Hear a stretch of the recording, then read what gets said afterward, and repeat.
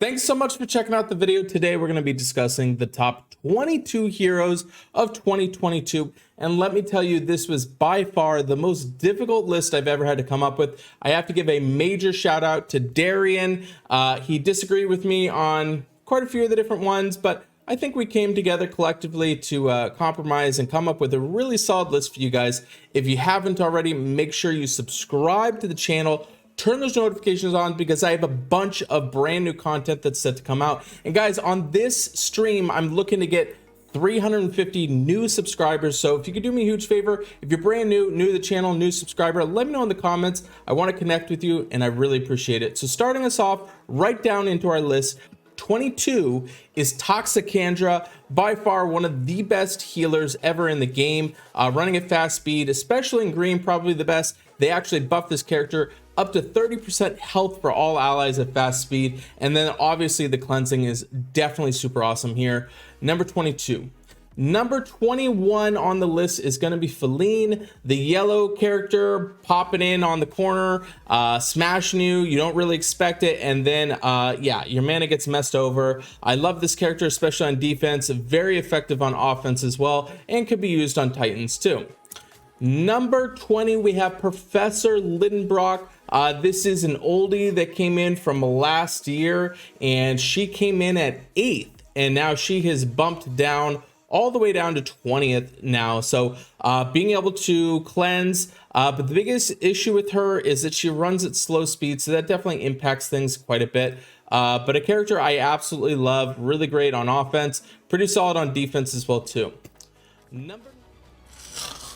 Wake up! It's time to get out of your boring slumber of lane games and dive into the immersive turn-based RPG and check out the sponsor of this video, Raid Shadow Legends. This game has it all from insane PvP, crazy difficulty monsters in the Doom Tower, sweet clan bosses to challenge you every day, and the best ranking system built into a game, and it's better than anything I've ever seen. With over 600 champions to choose from, Raid Shadow Legends has ensured that you will never level up a crappy character again. Their ranking system is built by their users, and you cannot submit a vote unless you own the hero and have leveled it up. With crowdsourced opinion, they unlock all the champions' potentials by grading and reviewing for difficult parts of the game. As you can see, this character Kale is freaking awesome, and he's available for when you first download the game. So make sure you pick him up.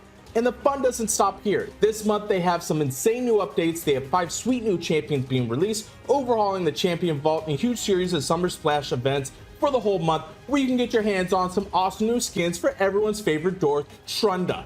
What's even better is they listen to their audience and actually make updates people want. I know, crazy shocker concept. And they're releasing the new hero Ultimate Death Knight coming August 2022. Now's the best time to download Raid. If you click on my link in the description or scan my QR code, you'll get unique bonuses worth $30. A free epic champion Burgess, 200,000 silver, 1 engine refill, 1 XP boost, and 1 ancient shard. All your treasure is going to be waiting for you right over here, so don't sleep on this game. Download right now. Thanks again, Raid Shadow Legends. Number 19, this is going to be Mr. Pengy.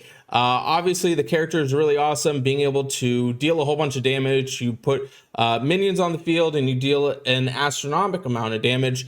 You've been able to do some cool things using Mr. Pengy and Glenda as well too on Titans. So a pretty awesome character. I love this character. Obviously, you got to build it around it. Put some minions, whether it be offense, defense, or Titans. You could definitely have a situation where Mr. Pengy can definitely be used.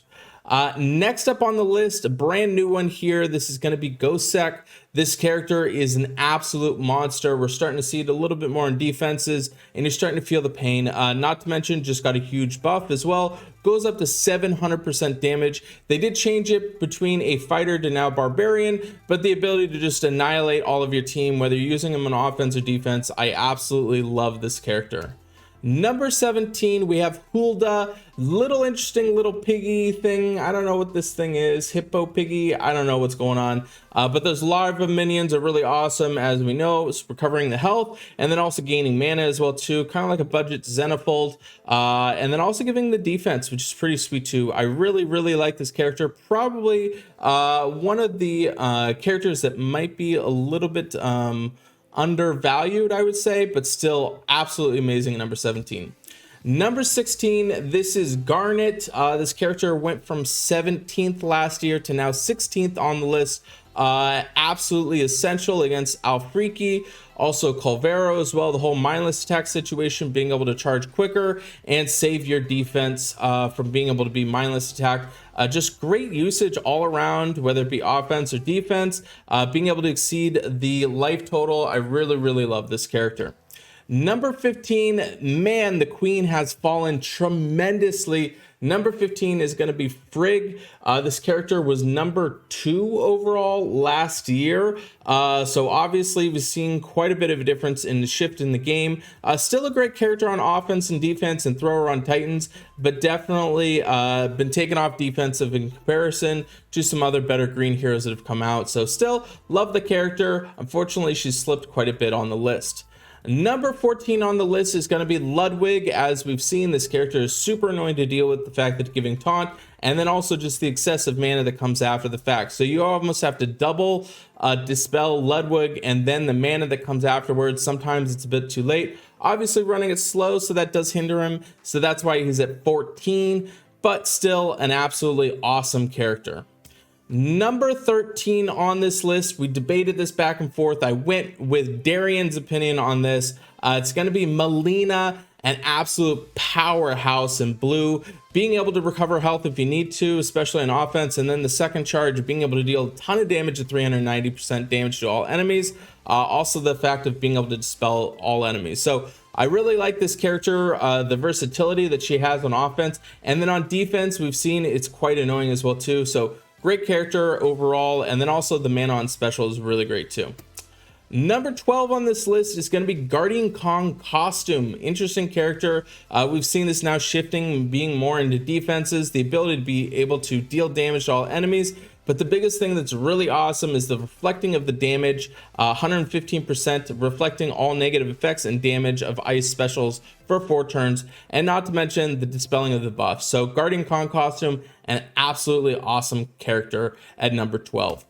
Rolling right along, we got number 11, which is Ruby. Obviously on offense, probably one of my favorite characters of all time. I feel so strong, especially at the 3 charge.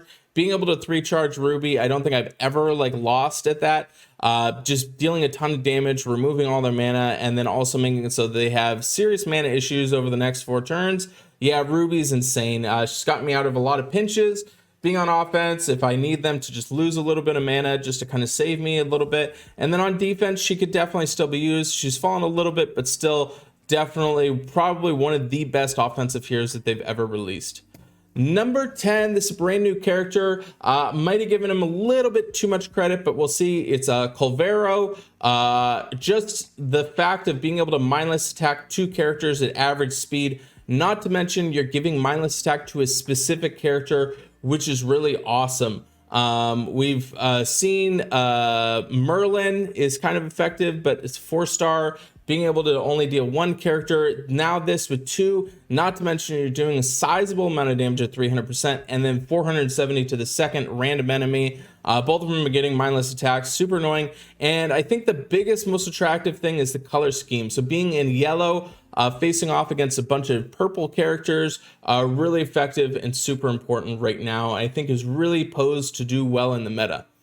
Number 9, we have Octros.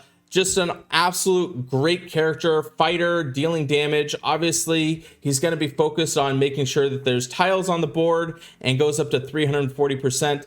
Went back and forth between Octros as well as Luena, kind of in the same thread of things. I think Octros just edges out just a little bit, but still just a great character overall. And then not to mention the attack down for 3 turns to all enemies is quite effective.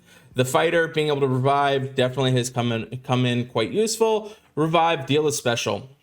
Number 8 on this list is going to be White Rabbit Costume, dealing damage to target nearby enemies, and then also giving the 34% defensive down for 3 turns. What's really awesome about White Rabbit is the fact that you are refreshing the defensive down anytime they're healed, and it also cannot be cleansed, so that's really, really important. Everything else can kind of be cleansed, but the fact that White Rabbit can't be cleansed and also refreshes when it's healed, adds that just really great factor to him, especially at fast speed. So I really, really love this character in yellow quite a bit. Number 7, another new one. We're starting to see the emergence of how effective this character is. This is Kofu, being able to chain through everything, 450% damage to the target, and then chain through all enemies. And then, not to mention, they're also getting the defensive down against fire by 41%. So this character is really effective being used on the Titans as well. Offensive powerhouse. Obviously, you want to make sure that they still have all their characters alive, but being able to chain 450% damage is quite substantial. And the monk ability also is relevant into everything too. Number 6, again, another one we debated back and forth. I still think that Master Lepus is insane. Fast speed, 280 damage to all enemies. Obviously, the downside to him is 24% mana generation for 4 turns. Don't really care. Fast speed, 280. Can I say that that's a lot of damage?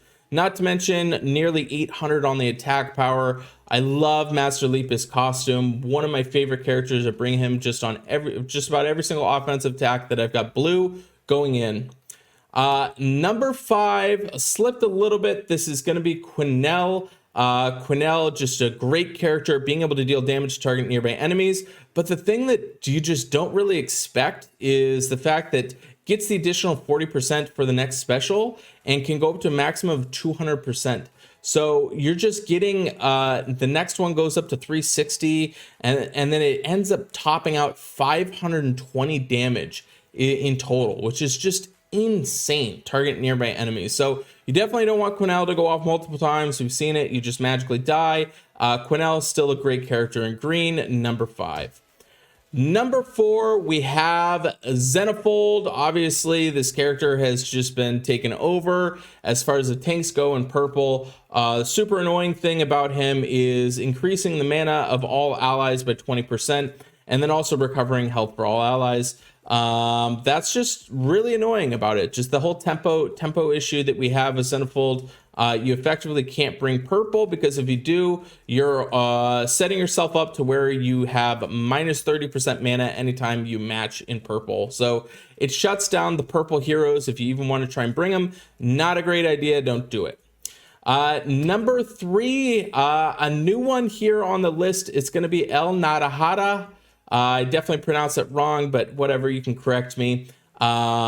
This is one that's definitely been emerging on defenses quite a bit, dealing 305 damage to the target nearby enemies, and then also making the target nearby enemies immune to new status effect buffs for 3 turns, and they receive 200 damage for each attempted buff. So a lot of times you don't have control over the buffs that you have, so being able to negate that, plus you're taking the 200 damage every single time something's trying to add some buffs, and it's over 3 turns, running at fast speed. Super annoying and definitely relevant for sure. Next up, number 2, this is a Lassie costume. Super annoying, not to mention she's a rogue class character, dealing 412 damage to target and minor damage. But the biggest thing that's going to be super annoying is it's reducing the mana by 20% and also giving the minus 24% mana generation for 3 turns. So not only are you removing the mana right off the get, but you're also setting yourself up to make it to where they can't do anything. Guys, like I said before, please make sure you go and you subscribe. Let me know in the comments if you're a new subscriber. Make sure you check out Raid Shadow Legends. That's kind of what keeps me employed here. And number 1 on the list, before I tell you this, I'm also going to be going over some honorable mentions as well too. So I'll be discussing those that didn't quite make the list. Again, super hard to make this video. Number 1, we have Guardian Panther costume. I don't even know what's going on here, how this even came to be, why it was released this way, but this is where we're at. 280% damage to all enemies. All enemies get minus 64% defense against dark for 3 turns, and all enemies are immune to status effects for buffs for 3 turns. So essentially the hardest hitting character that they've ever released at fast speed, with nothing negative that goes about it. Not to mention, if this character goes off a second time, they're pretty much all dead. So I think that we might see a shift potentially in tanks, maybe using Guardian Panther costume. I don't know why. Maybe we'll see that. I don't know, but this character is just absolutely insane. Really shocked that they released it this way. Like I said, I've got all the honorable mentioned as well too. Ones that couldn't make the list, God, I really wanted to, was like Sobek, deals a substantial amount of damage. Nyx, a brand new character that has some really cool usage. I think probably too new to where people haven't really figured it out. Morel, which I kind of went back and forth between Melina and Morel. Luena, as I mentioned. Krampus, again, very difficult, didn't make it. Caitlyn costume, I know you guys are probably going to shred me in the comments not including Caitlyn costume. The problem is we just have so many amazing green characters that have been released that have just kind of sidelined Caitlyn costume. Another one in blue is Finley costume. Finley costume characters are just not really seeing it that much. Kind of circumstantial with it, but still a great character. Elizabeth, obviously. Diochen, another kind of situation in the purple there. Cobalt couldn't make the list. We also had Ariel and then Alfreaky. So those were kind of the honorable mentions that I wanted to include, but couldn't quite include. So let me know in the comments, which character do you think is number one? Did I get it correct? And let me know which character I missed out on. So I appreciate all the support. I'll see you on the next video.